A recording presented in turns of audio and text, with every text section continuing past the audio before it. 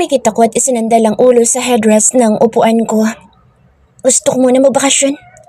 Katatapos lamang ng huling trabaho ko, ilang araw din kaming namalagi sa Pangasinan dahil doon nakatira ang natitirang lalaking huli sa listahan ko. Kasama ba ako? Narinig kong tanong ni Max pero tanging maikling hindi ang agad na isinagot ko. Dahil hindi pa naman tapos ang panahong ibinigay ni Boss Christian sa akin kaya minabuti ko magbakasyon sa Indonesia ng mag-isa. Kailangan ko ito for my peace of mind dahil sobra ako nag-focus sa paghiganti para sa anak ko. Nabigyan ko na siya ng hustisya. Dapat masaya na ako dahil nagawa ko na ang pangakong sinabi ko kay Baby J pero bigla ko nakaramdam ng labis na lungkot. Kahit larawan niya ay wala ako. Ang hirap pala ng ganito.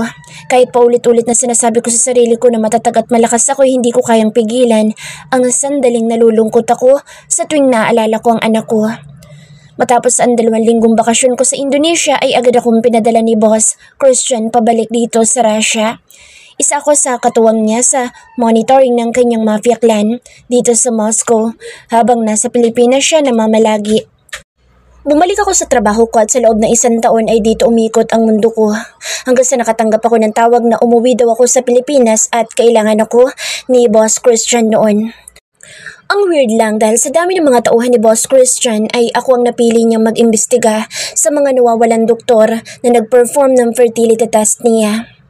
Hindi na ako nagtanong sa kanya. Hinanap ko na lang ang mga taong gusto niya ipahanap sa akin. Hanggang isa-isa, nakuha ko ang bawat impormasyong kailangan ni Boss Christian tungkol sa mga doktor na naglabas ng peking resulta ng fertility test na isinagawa sa kanya. Bago bumalik sa Russia ay may kung ano ang nagtulak sa akin para palihim na bumalik sa Mindoro. Walang nakakaalam na babalikan ko kung saan nagsimula ang lahat. Hindi ako nagpaalam kay Boss Christian dahil personal na lakad ko ito. Wala din naman ako mga kamag-anak na malapit sa akin ang nakakaalam kung ano na nangyari sa akin simula nang umalis ako sa Mindoro dahil pinutol ko ang kaugnayan ko sa kanilang lahat. Dapat fast crop ang sasakyan ko papuntang Mindoro pero dahil dala ko ang sasakyan ko ay minabuti kong sumakay na lang sa Roro. Matagal ang biyahe pero less hassle naman kapag dumaong na dahil may sasakyan akong dala. Sa loob ng halos 5 taong lumipas, simula nang umalis ako dito sa Mindoro ay malaki na rin ang nakita kong pagbabago dito sa probinsya. Habang nagmamaneho ako ay hindi ko maiwasang huwag malungkot. Nakakapanibago lang ang lahat. Pakiramdam ko'y napakatagal ng panahong lumipas na hindi ako bumalik dito pero masakit pa rin sa dibdib sa tuwing nakakakita ako ng lugar na pamilyar sa akin. Sa nasunog na kumbento ako pumunta. Gaya nga ng nakita ko noon sa balita ay wala na ang dating building kung saan ay malimit kong puntahan sina Mother Superior at Sister Marie. May bagong tayong building pero mas maliit ito kumpara sa dating nakatayo dito at sa tingin ko ay walang sapat na budget dahil hindi pa tapos ang kabilang bahagi nito. Pinili kong manatili sa loob ng sasakyan ko habang nakatingin at pinagmamasdan ang lugar kung saan nawala ang anak ko. Hindi ako bumaba kahit may ilang bata ang lumapit sa sasakyan ko at curious na sumilip dahil tinted ang mga bintanang salamin at hindi nila makita ang taong sakay sa loob. Ilang oras akong nanatiling nakapark lamang ang sasakyan ko sa labas ng dating kumbento. Pinagsawa ko ang mga mata ko sa paligid hanggang sa napagod ako at muling binuksan ang engine ng kotseng dala ko at nagmaneho ng palayo. Alam ko nagtataka ang mga taong nakakita sa kotse ko sa labas ng kumbento kung bakit walang bumaba sa loob ng sasakyan hanggang sa makaalis ako. Ayokong may makakita at makakilala sa akin dahil napakaraming chismosa dito sa barangay na ito. Mula sa malayo ay tinanaw ko ang dating bahay kung saan ako pinalaki ni Lola. May ibang tao na ang nakatira doon at sa tingin ko'y tuluyan na itong naibenta ng mga kapatid ng aking ama. Nakaramdam ako ng labis na lungkot pero malaking bagay para sa akin na bumalik ako dito sa Mindoro dahil pakiramdam ko'y nagkaroon ng closure ang masakit na mga alaalang naranasan ko noon sa lugar na ito. Gabi na nang umalis ako sa Mindoro. Muli akong bumalik sa Maynila at agad na nag-book ng flight ticket pabalik dito sa Moscow.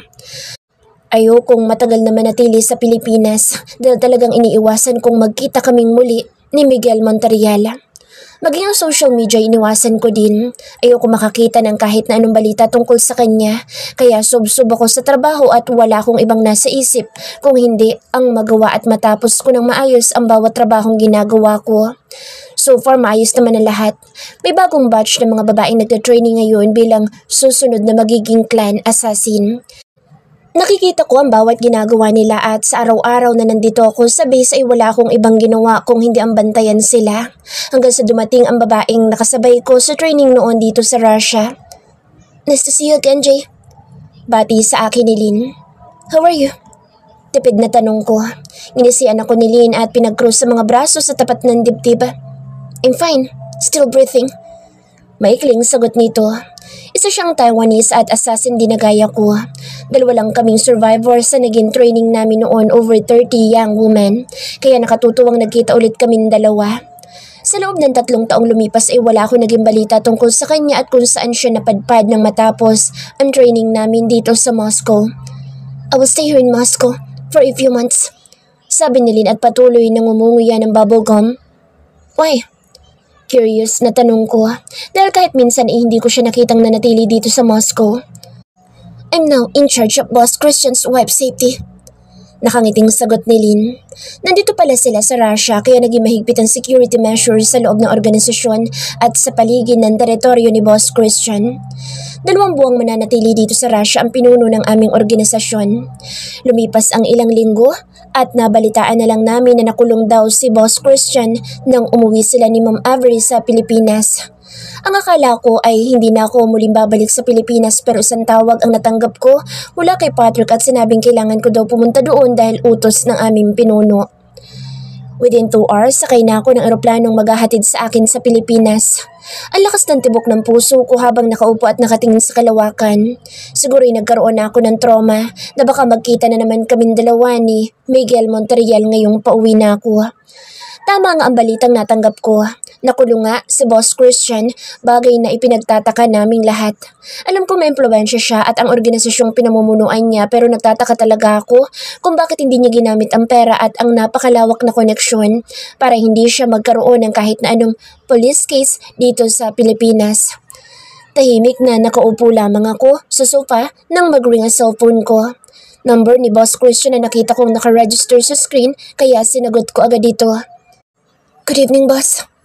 Magalang nabati ko. I have a job for you to do, Lady M. Check your emails at gusto kong gawin mo iyan sa lalong madaling panahon para hindi ko na nakikita ang lintik na lalaking iyan sa paligid ng asawa ko. Based sa observation ko ay mainit ang ulo ngayon ni Boss Christian. Mukhang nag-aapoy ang bunbunan niya habang kausap ako. Mukhang ang tao susunod na target ko ang dahilan kaya hindi maganda ang mood ngayon ni Christian. Copy, boss.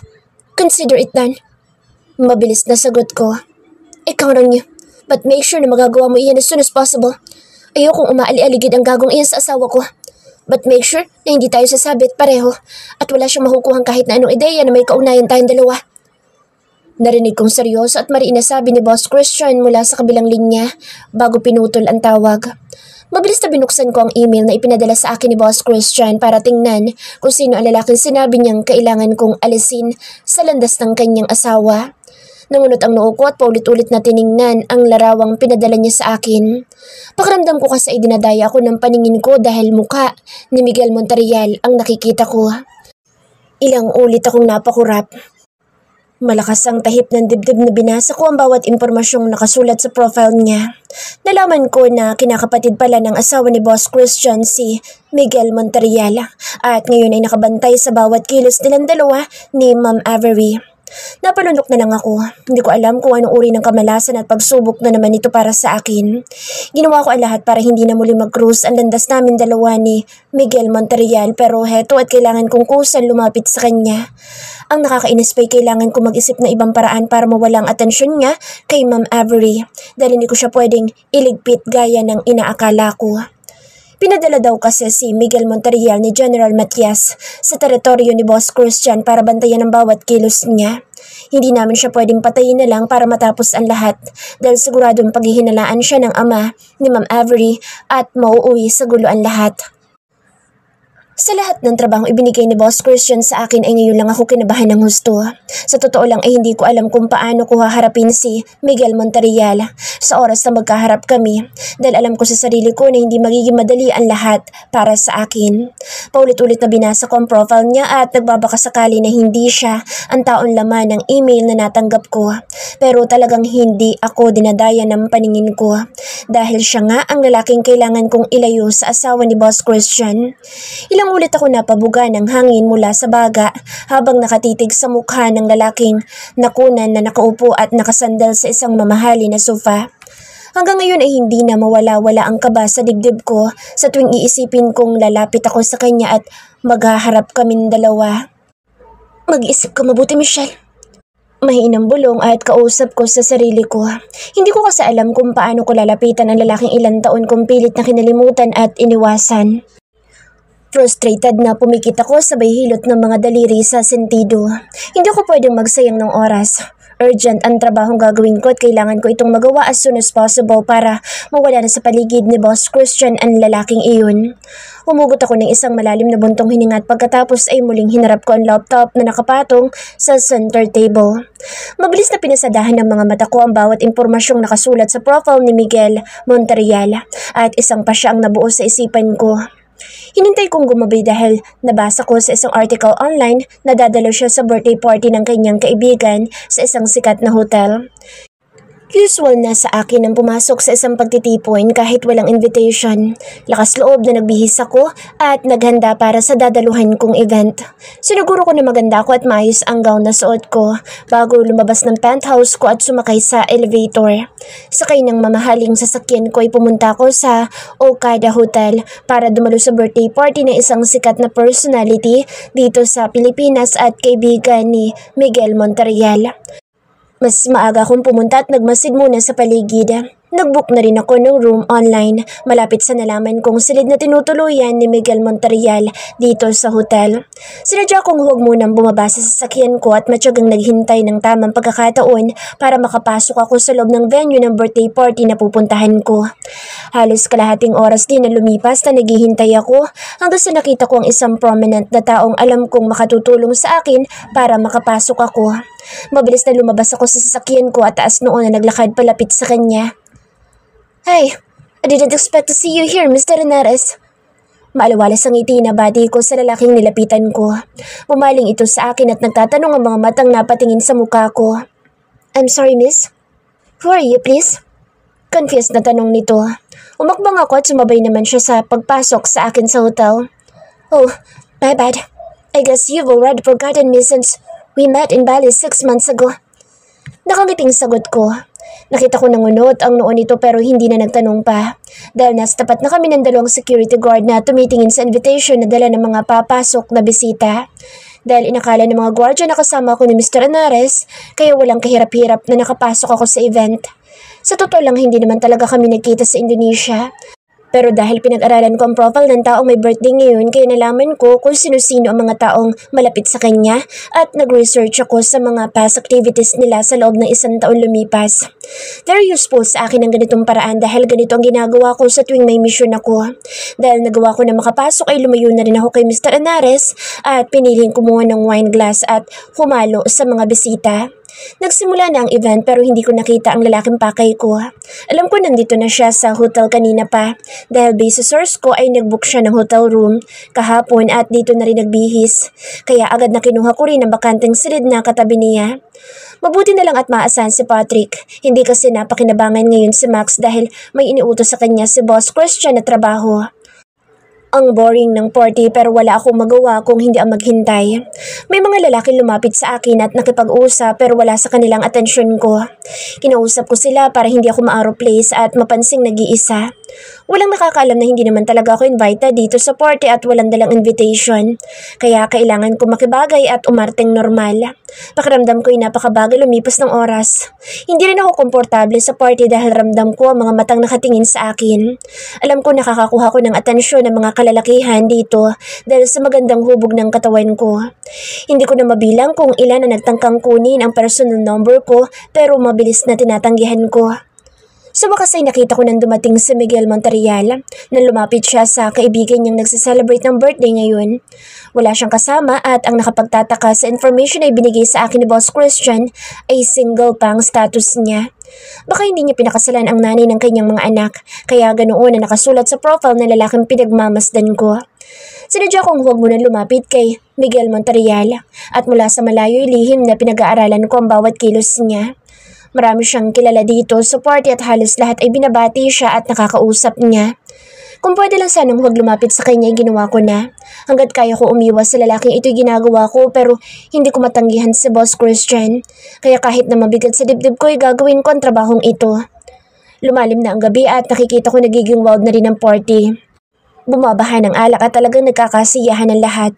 Masakit na ang ulo ko dahil inaantok na ako, pero kailangan ko muna maghintay at manatili dito sa party. Finally, I found you. Narinig kong sabi ni Mr. Anares nang makita kong inabot ko ang glass wine mula sa dalang tray ng isang waiter. Pilit ang ngiti nang umiti ako sa kanya. I thought I lost track of you here at the party. Tila natutuwang sabi pa nito. Enjoy the party, Mr. Anares. Nakangiting sabi ko at itinaas ang basong hawak ko. I will, lalo na kung kasing ganda mo kasama ko. Muntik na ako mapangiwi sa harap ni Mr. Anares. Obviously, he was flirting with me. Nakuha ko ang atensyon niya kanina, kaya ngayon ay siya naman ang kusang lumapit sa akin. I'm sorry, I'm with someone. Pilit ang ngiti sa labi na sagot ko para tigilan niya na ako. Oh, I thought you'd come alone earlier. Kunutong noon na sagot nito at tumingin pa sa likuran ko. Hindi na ako sumagot para magpaliwanag. Nakita ko kasi palapit sa direksyon namin si Miguel Monterriala. Alam ko nakita na niya ako dahil saglit na nagtama ang aming mga mata nang mahuli niya akong nakatingin sa kanya. Kung pwede lang lumayo ulit para hindi ko siya makita, ginawa ko na, pero nandito na ito. Wala na akong magagawa kung hindi ang harapin siya. Surprisingly, you're here, Michelle. Nakangiting bati sa akin ni Miguel Monterriala. Palihim na inikutan ko ng mga mata ang mayabang na lalaking ito, pero hindi ako pwedeng magtaray sa kanya ngayon. Do you know each other? Narinig kong tanong ni Mr. Anares. Yes. Mabilis na sagot ni Miguel Monterriala at pagkatapos ay sumulyap sa akin. Ang tagal ko siyang hindi nakita pero wala pa rin nagbago sa paraan kung paano niya ako tingnan. Siguro ay ganito talaga siya kung tumingin. Mapanuri na para bang hinahalukay at pinag-aaralan ang buong pagkatao ko. Ang tagal din nating hindi nakita. Kumusta, Miss Michelle? Casual na tanong sa akin ni Miguel na para bang close kaming dalawa. I'm fine. Tapid na sagot ko. Huminga ako ng malalim at umaktong normal sa harap ng dalawang lalaking kausap ko. Nararamdaman ko naman kasi ang mabilis at malakas na tibok ng puso ko. Ngayong nakikita ko siya at nandito sa harap ko. As much as I want to talk with the both of you, I need to go on stage. Nakangiting paalam sa amin ni Mr. Anares dahil tinawag siya ng host para batiin ang birthday celebrant. Alone? Tanong ni Miguel Monterrial sa akin nang maiwan kaming dalawa. Yes. Maikling sagot ko. Mabilis na nilagok ko ang laman ng basong hawak ko at tumayo ng tuwid. Hindi ito ang oras para kabahan ako ng dahil kaharap ko siya. Walang dahilan para makaramdam ako ng takot at kaba dahil wala naman akong ginawang hindi maganda sa lalaking kaharap ko. Narinig namin nagsasalita na si Mr. Anares. Binati niya ang pinsan na nagsaselebrate ng birthday ngayon. Katahimikan naman ang namagitan sa amin dalawa ni Miguel Monterrial habang nakikinig kami sa mga sinasabi ni Mr. Anares. Let's dance. Narinig ko sabi sa akin na lalaking kaharap ko nang marinig naming tumutugtog ang malamyos na musika. Nakalahad ang kamay niya sa harap ko. Ito na ang pagkakataong hinintay ko pero hindi ko nagustuhan ang matinding kabang nararamdaman ko. Inabot ko ang kamay niya at tipid na ngumiti sa kanya. Sige. Nakita kong sumilay ang ngiti sa labi ng lalaking kasama ko. Mabilis na iginiya niya akong maglakad papunta sa gitna para sumayaw. Hindi ako komportable na hawakan ni Miguel Monterrial ang kamay ko, kaya hinata ko agad ito. Nabitawan naman niya ito pero nang tumigil kami sa gitna ay biglang pumulupot sa bewang ko ang matigas na braso niya, kaya napalapit ako sa kanya at nagdikit ang mga katawan naming dalawa. Magkakasunod na lunok muna ang ginawa ko bago umangat ang mga braso ko at humawak sa balikat niya ang mga kamay ko. Napaka-awkward sa pakiramdam. Kulang na lang ay manginig ang kalamnan ko dahil magkadikit ang mga balat namin at sobrang lapit ng mga katawan namin dalawa. Habang marahang sumasabay sa malakas na musikang nakaplay ngayon. Siguro nararamdaman ang kasayaw ko na kinakabahan ako at hindi komportable ngayon habang nagsasayaw kaming dalawa. Relax, Michelle. You're safe with me. Siguro naman hindi magsasalos ang peking asawa mo. Nakangiting sabi nito kaya nangunot ang noo ko. Mabilis na tumango ang kasayaw ko at nginisian ako. Yung mukhang sanggano na nagpakilalang asawa mo noong pumunta ako sa bahay mo.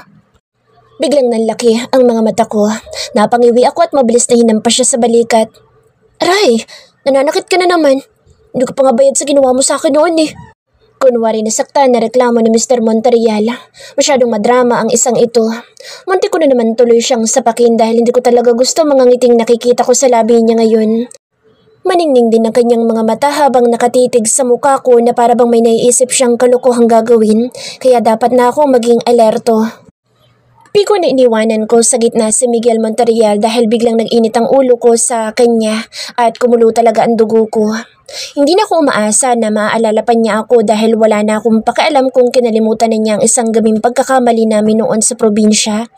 Baka hindi niya inakalang muli kami magkikita dito sa Maynila, lalo na at ibang-iba na ang itsura at ayos ko ngayon. Hindi ko lang nagustuhan ang ginawa ni Miguel Monterial nang hawakan niya ako sa pisngi at titigan ng diretso sa mga mata at sinabing pamilyar daw sa kanya ang mukha ko at paulit-ulit akong tinanong kung nagkita na ba kaming dalawa noon. Inis na bumalik ako sa upuan na kanina inupan ko. Pilit na iwinaksi ko na sa isipan ko ang lahat pero parang naglalaro lamang siya at tila biro lamang sa kanya ang lahat. Gayong napakaraming masakit na nangyari sa akin mula nang umalis siya sa probinsya. Wala siyang ideya na iniwan niya akong buntis na pala sa batang hindi man lang niya nakilala. Hey, I'm sorry kung na-offend kita. I swear hindi ko talaga sinasadya. I'm just curious kasi pakiramdam ko ay parang matagal na tayo magkakilala. Muling narinig kong sabi naman ni Mr. Monterial. Sunundan pala niya ako at walang pasabi na umupo sa bakanteng upuan sa tabi ko. Hindi ko siya kinibo dahil nahihirapan akong paglabanan ng emosyon ko. Ito ang kahinaan ko. Affected ako kapag bumabalik sa isipan ko ang nakaraan, lalo na ang may kinalaman sa anak ko. Bakit nandito ka pa? Masungit na tanong ko sa lalaking katabi ko. Baka hanapin ka ng asawa mo. Ayoko ng gulo kapag nagsalo siya sa akin. Natawa naman si Miguel na para bang may nakakatawa sa sinabi ko. Kahit halikan pa kita dito, wala akong asawang magagalit at magsiselos. Natatawang sagot ng katabi ko. Inirapan ko siya. Mga lalaki talaga, basta wala sa paligid nila ang kanilang asawa ay single na agad ang pakilala sa sarili kapag may babae silang kaharap. Oo nga pala, single din na nakalagay sa information na ipinadala ni Boss Christian sa akin. Baka totoong hindi pa siya kasal kasi hindi niya pinakasalan ang babaeng ina ng kanyang mga anak. Inabala ko na lang ang sarili ko sa pag-inom ng alak. Sinabayan naman ako ng kasama ko hanggang sa unti-unti nakaramdam ako ng pagkahilo. Dahil sa pressure at frustration na nararamdaman ko, sa sitwasyon ko ngayon ay naparami ang inom ko. Mukhang ganoon din ang katabi ko, kaya inabot ko ang clutch bag ko at akman tatayo na pero nagkunwaring nahihilo. Agad naman ako nahawakan sa bewang ni Miguel Monterial, kaya hindi ako nasubsob sa sahig. Are you okay? Narinig kong tanong niya pero kahit malinaw na nauunawaan ko ang lahat ay hindi ako sumagot at nagkunwaring lasing. I'll send you home. Sabi pa ng kasama ko pero umiling ako. Can you please help me? Nahihilo ko. Parang hindi ko na kaya maglakad mag-isa pabalik sa hotel room. Namumungay ang naliliit na mga matang tanong at pakiusap ko sa kanya. Sure. Anong room number mo? Tanong agad nito. There.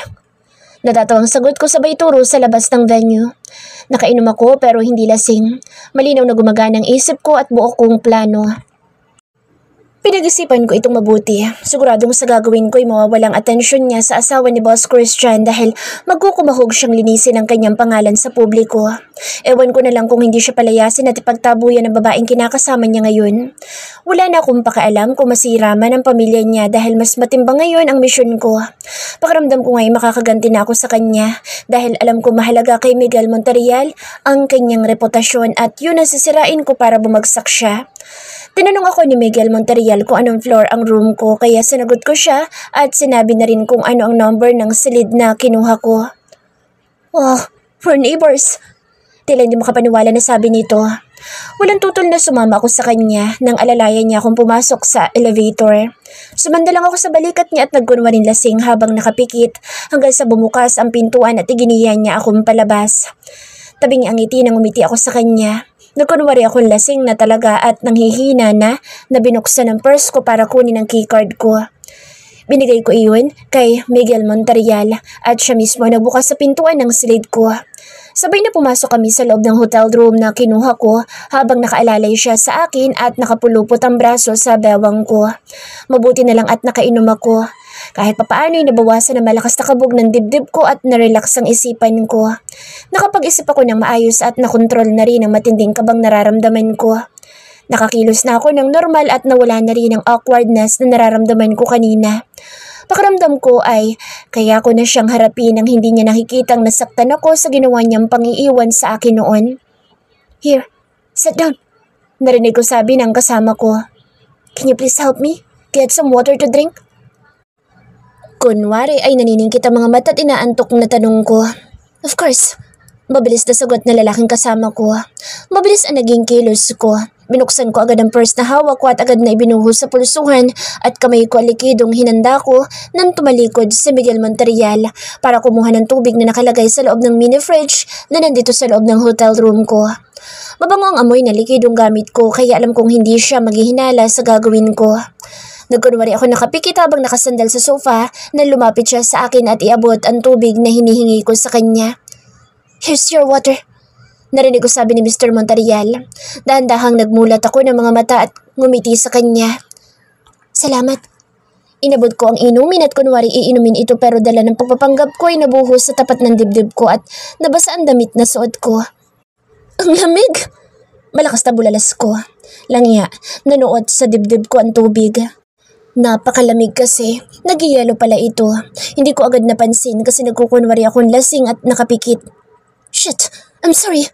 Mabilis naman na inabot ni Miguel ang tissue at agad na pinunasan ang dibdib ko.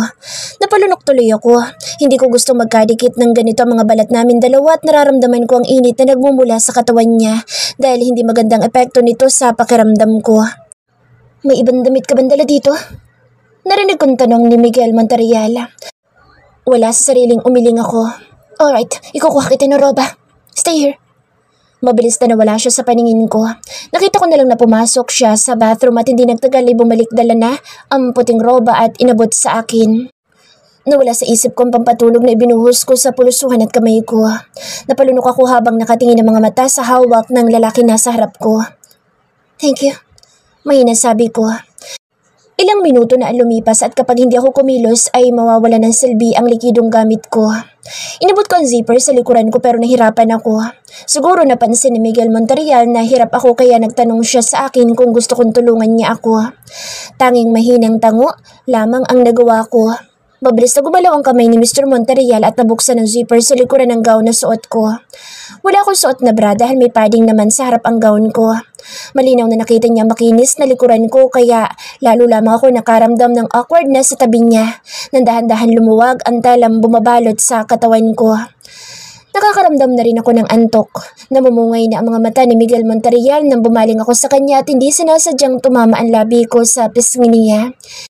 Gahibla lang pala kasi ang pagitan ng mga mukha namin dalawa dahil nakatingin pa rin siya sa likuran ko.